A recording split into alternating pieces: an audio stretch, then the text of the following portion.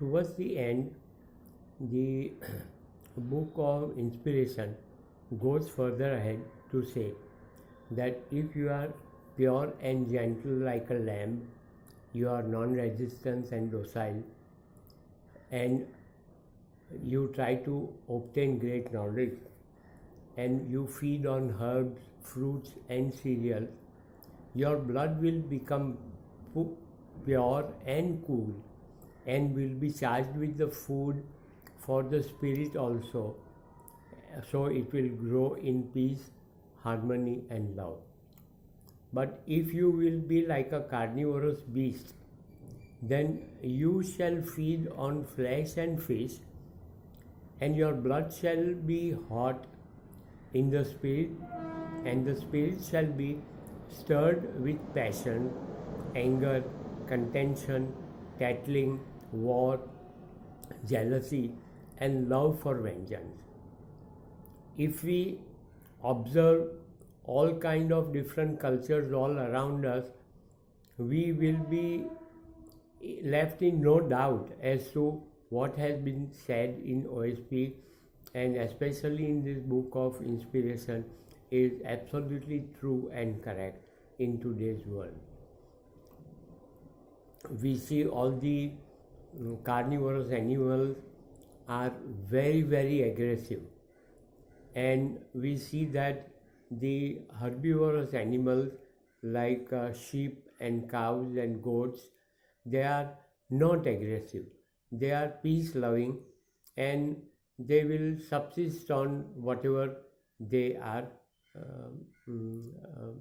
given or they are made available.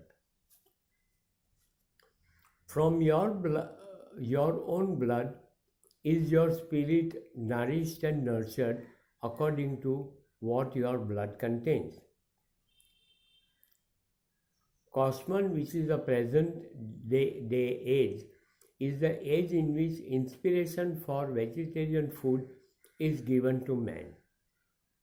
Now with this, we see that the whole culture of being vegan, meaning not even consuming animal milk, is a prevalent thing among a lot of thinking people.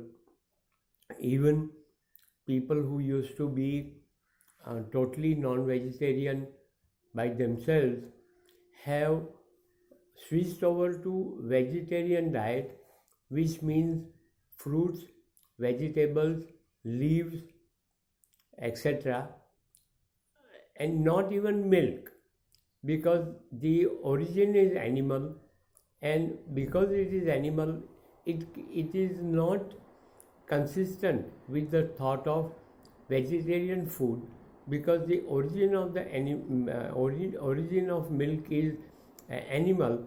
So how can it be different from any other animal food like consuming meat? Man is also given the knowledge and training for being able to change the heat and cold around and modify it to his liking, like air conditioning as well as heating inside the houses as well as in even in our vehicles. Man is also given the ability to have domination of waters on earth, like we see in building of dams and channeling of rivers. And out of the water from the dams, we are able to generate electricity, which is not a polluting generation, because that generation of electricity is only by force of water.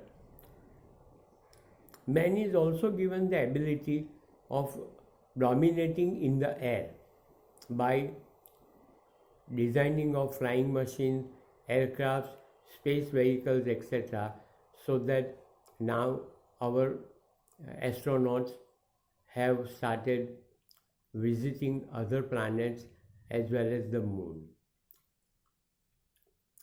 But man is also given the sense of discernment of positive inspiration as well as to make positive use of all the powers that the Creator has given to man.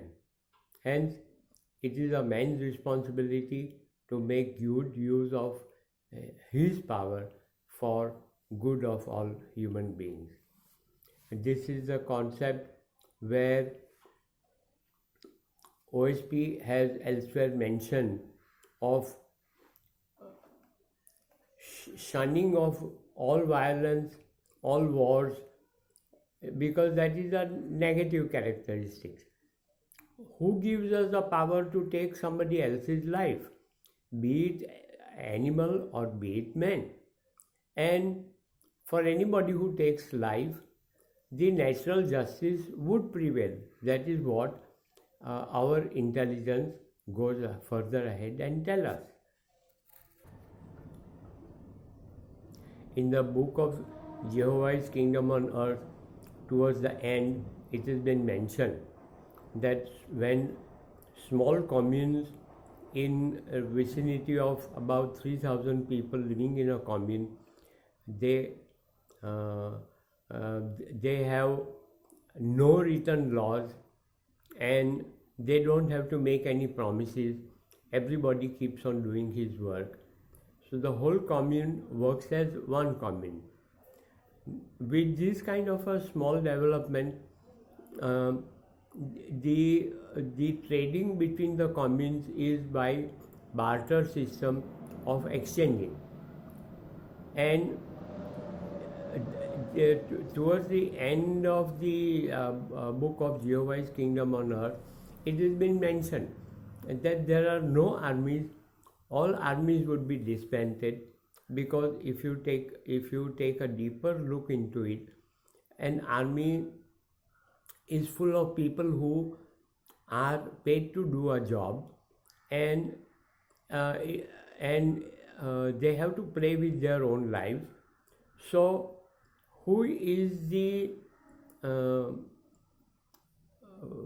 person or the agency who is responsible for that life, and what is the price of that life?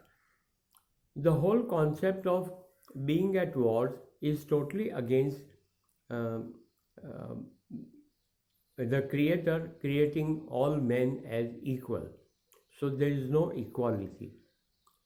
I get something more than you is something which is not consistent with what is OSP. Me first and myself and my family first and everybody is last is also a concept which is against the principles of democracy. Towards the end of the book of inspiration, it is proposed that soon there will be a new calendar which is relevant in the present day. It proposes that the shortest day in the northern hemisphere would be the last day of the year, and the new year begins on the following day, which is the 25th of December, which will be celebrated as the New Year's Day. Every new moon will be the beginning of a new month.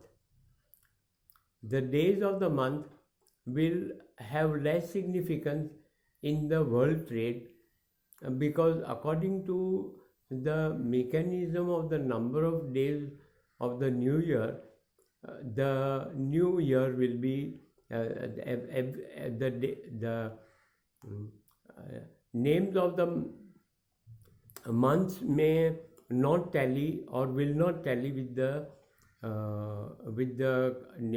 coming of the New Year's Day.